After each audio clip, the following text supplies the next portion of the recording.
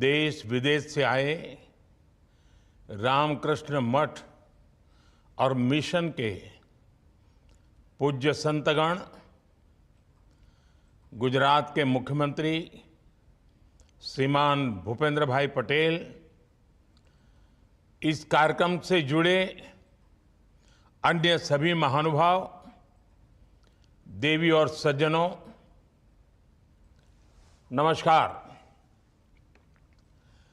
गुजरात का बेटा होने के नाते मैं आप सभी का इस कार्यक्रम में स्वागत करता हूं, अभिनंदन करता हूं। मैं मां शारदा, गुरुदेव रामकृष्ण परमहंस और स्वामी विवेकानंद जी को उनके श्री चरणों में प्रणाम करता हूं। आज का ये कार्यक्रम श्रीमद स्वामी प्रेमानंद महाराज जी की जयंती के दिन आयोजित हो रहा है। मैं उनके चरणों में भी प्रणाम करता हूं। साथियों, महान विभूतियों की ऊर्जा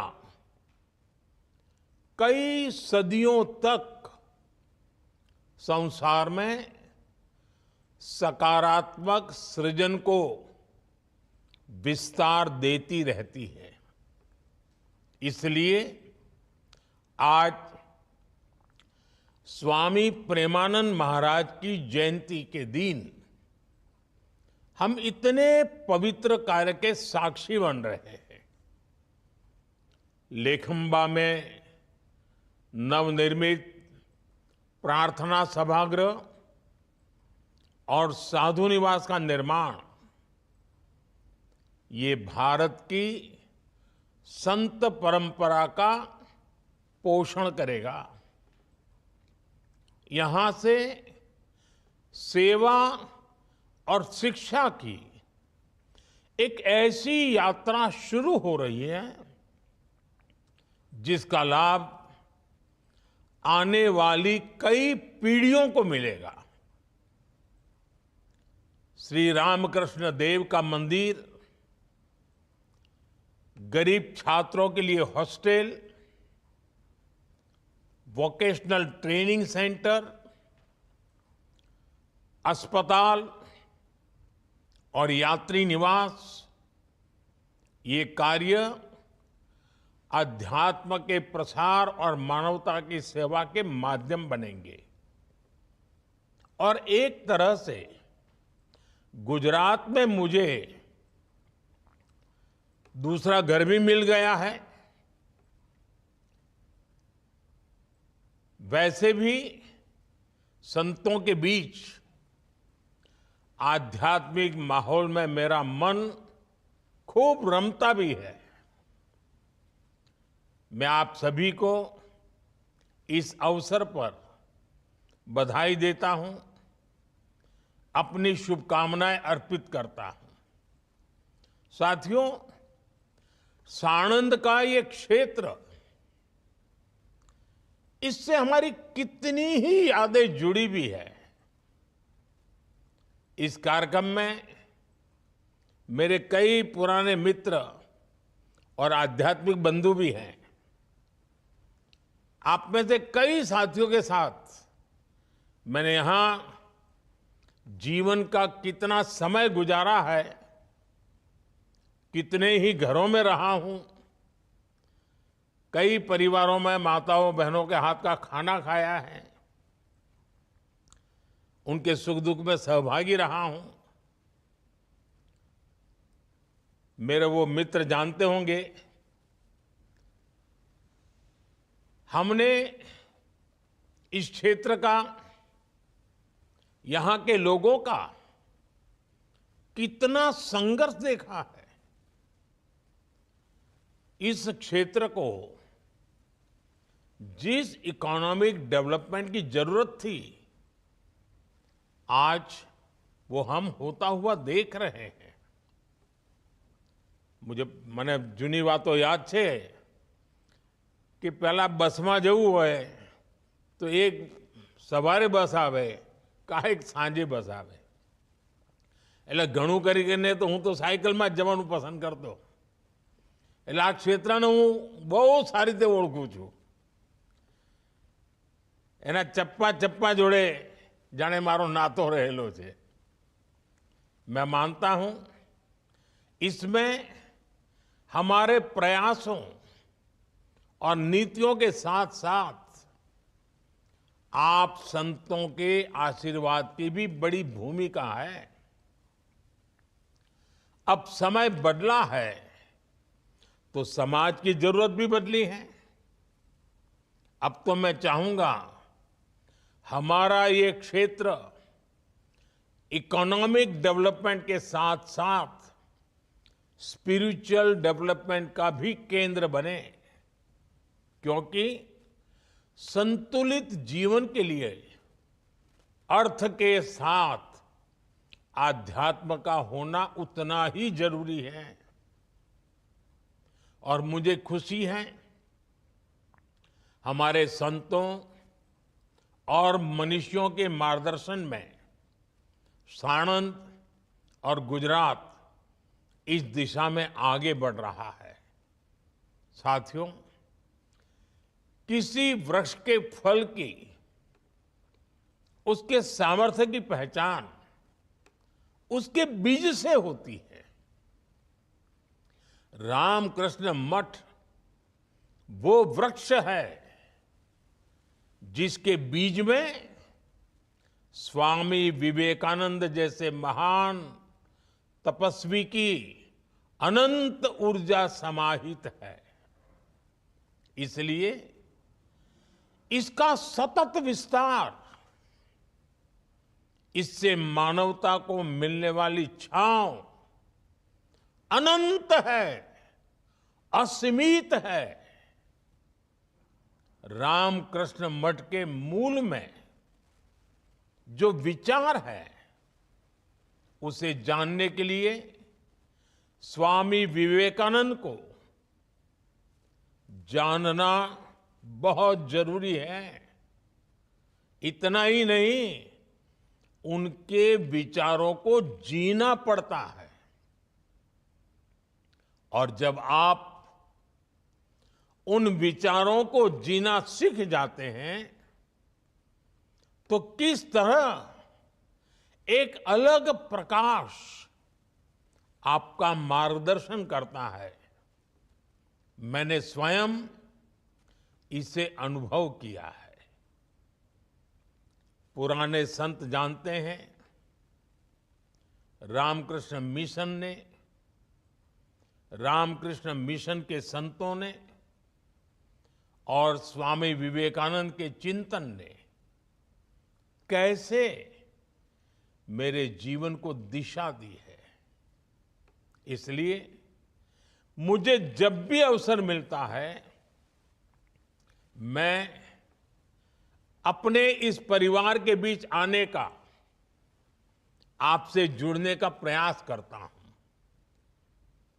संतों के आशीर्वाद से मैं मिशन से जुड़े कई कार्यों में निमित्त भी बनता रहा हूं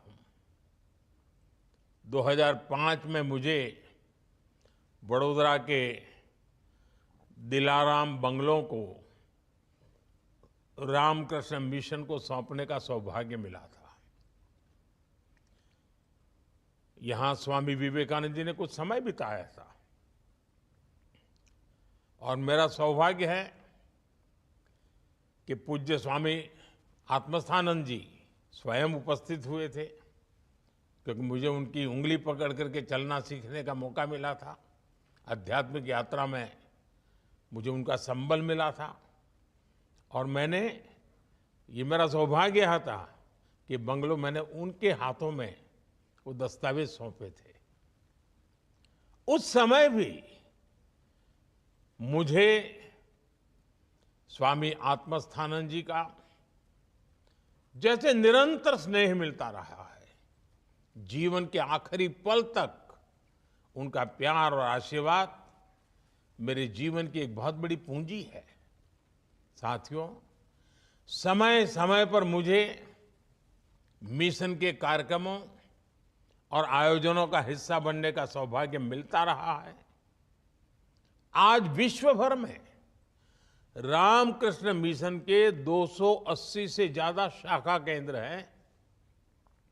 भारत में रामकृष्ण भावधारा से जुड़े लगभग 1200 आश्रम केंद्र हैं। ये आश्रम मानव सेवा के संकल्प के अधिष्ठान बनकर काम कर रहे हैं और गुजरात तो बहुत पहले से रामकृष्ण मिशन के सेवा कार्यों का साक्षी रहा है। शायद पिछले कई दशकों में गुजरात में कोई भी संकट आया हो, रामकृष्ण मिशन हमेशा आपको खड़ा हुआ मिलेगा, काम करता हुआ मिलेगा।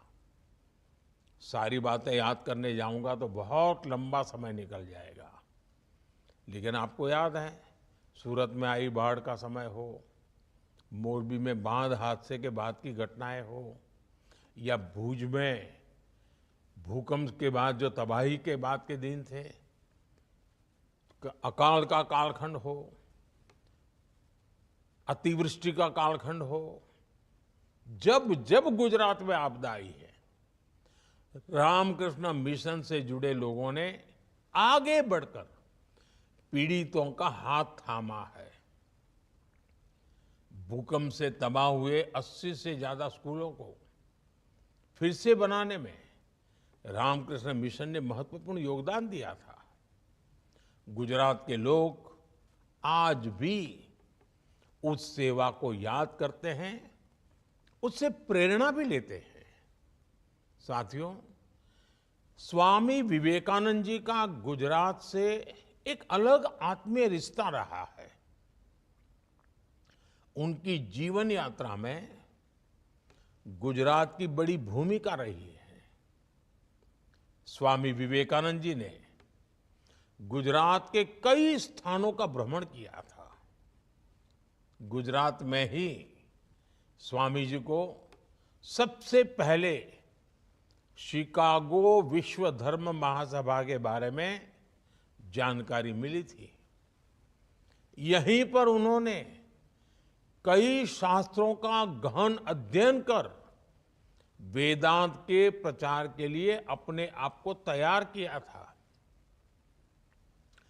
1891 के दौरान स्वामी जी पोरबंदर के भोजेश्वर भवन में कई महीने रहे थे। गुजरात सरकार ने ये भवन भी स्मृति मंदिर बनाने के लिए रामकृष्ण मिशन को सुपुर्द किया था। आपको याद होगा, गुजरात सरकार ने स्वामी विवेकानंद की 150वीं जन्म जयंती 2012 से 2014 तक बनाई थी। इसका समापन समारोह गांधीनगर के महात्मा मंदिर में बड़े उत्साहपूर्वक मनाया गया था। इसमें देश विदेश के हजारों प्रतिभागी शामिल हुए थे। मुझे संतोष है कि गुजरात से स्वामी जी के संबंधों की स्मृति में अब गुजरात सरकार स्वामी विवेकानंद टूरिस्ट सर्किट के निर्माण की रूपरेखा तैयार कर रही है। भाइयों और बहनों, स्वामी विवेकानंद आधुनिक विज्ञान के बहुत बड़े समर्थक थे। स्वामी जी कहते थे, विज्ञान का महत्व केवल चीजों या घटनाओं के वर्णन तक नहीं है, बल्कि विज्ञान का महत्व हमें प्रेरित करने और आगे बढ़ाने में है।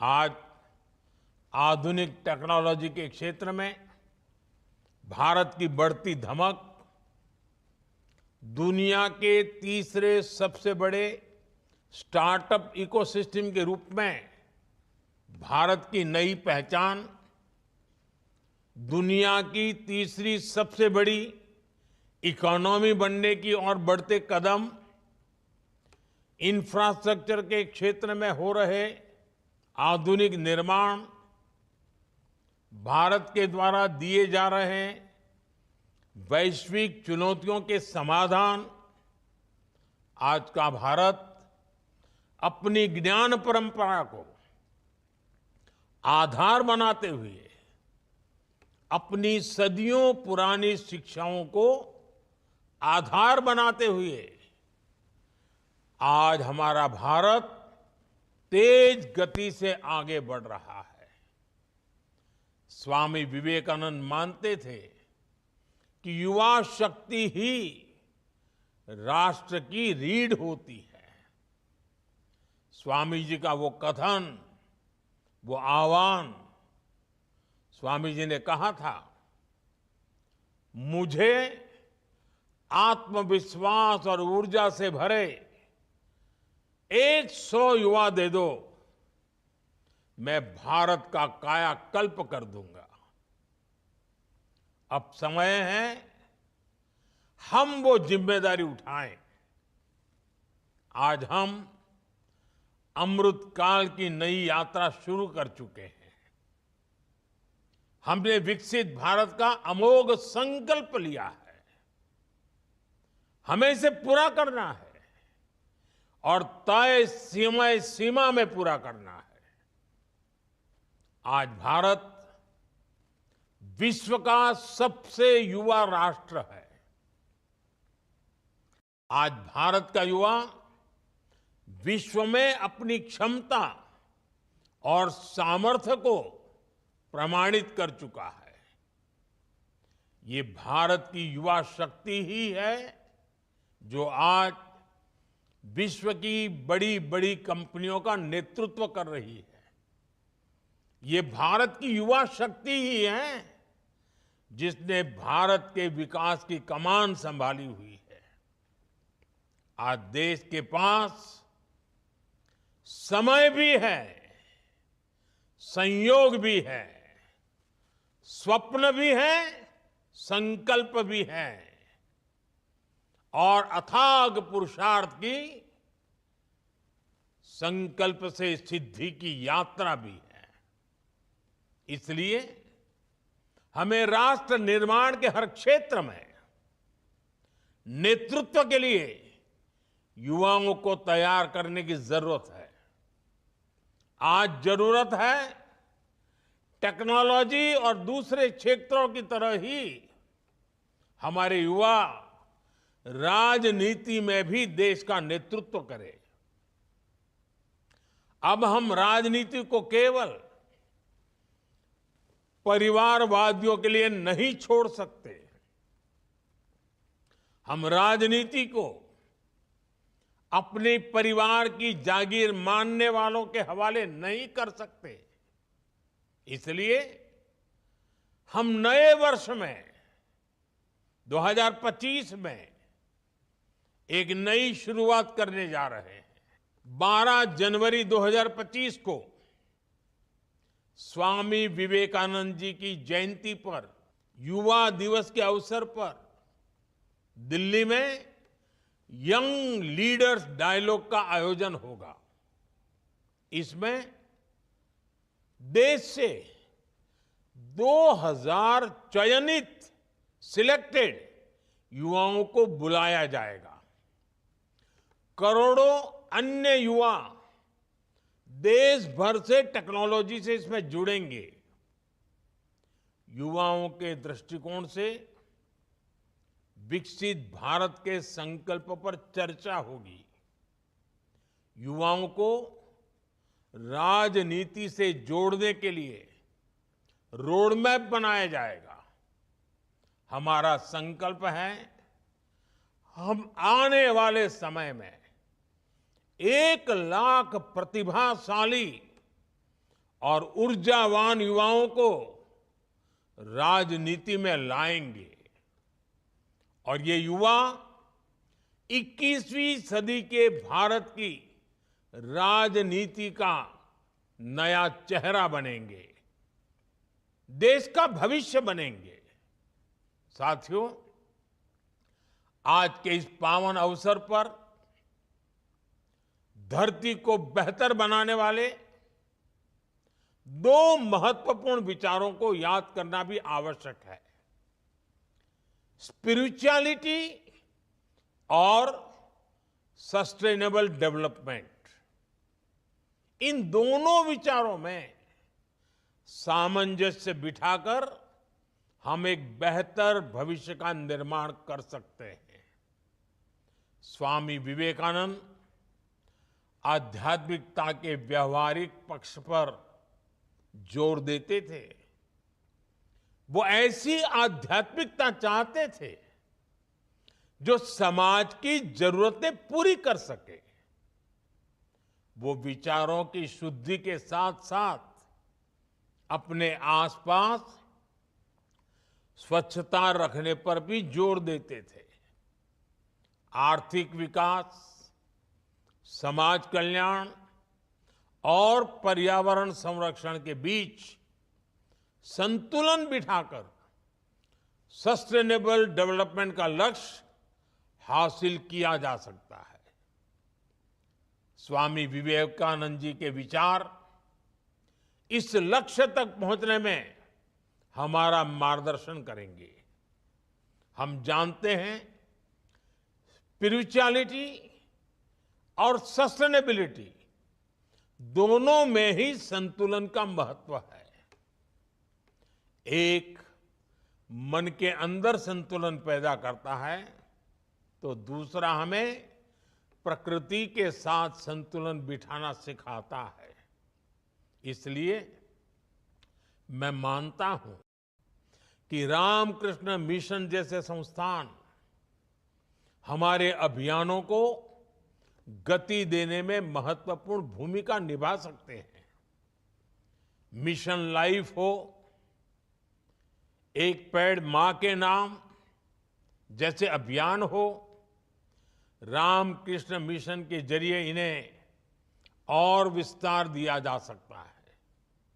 साथियों, स्वामी विवेकानंद भारत को सशक्त और आत्मनिर्भर देश के रूप में देखना चाहते थे। उनके स्वप्न को साकार करने की दिशा में देश अब आगे बढ़ चुका है। ये स्वप्न जल्द से जल्द पूरा हो। सशक्त और समर्थ भारत एक बार फिर मानवता को दिशा दे, इसके लिए हर देशवासी को गुरुदेव रामकृष्ण परमहंस और स्वामी विवेकानंद जी के विचारों को आत्मसात करना होगा। इस तरह के कार्यक्रम, संतों के प्रयास इसका बहुत बड़ा माध्यम है। मैं एक बार फिर आज के आयोजन के लिए आपको बधाई देता हूं।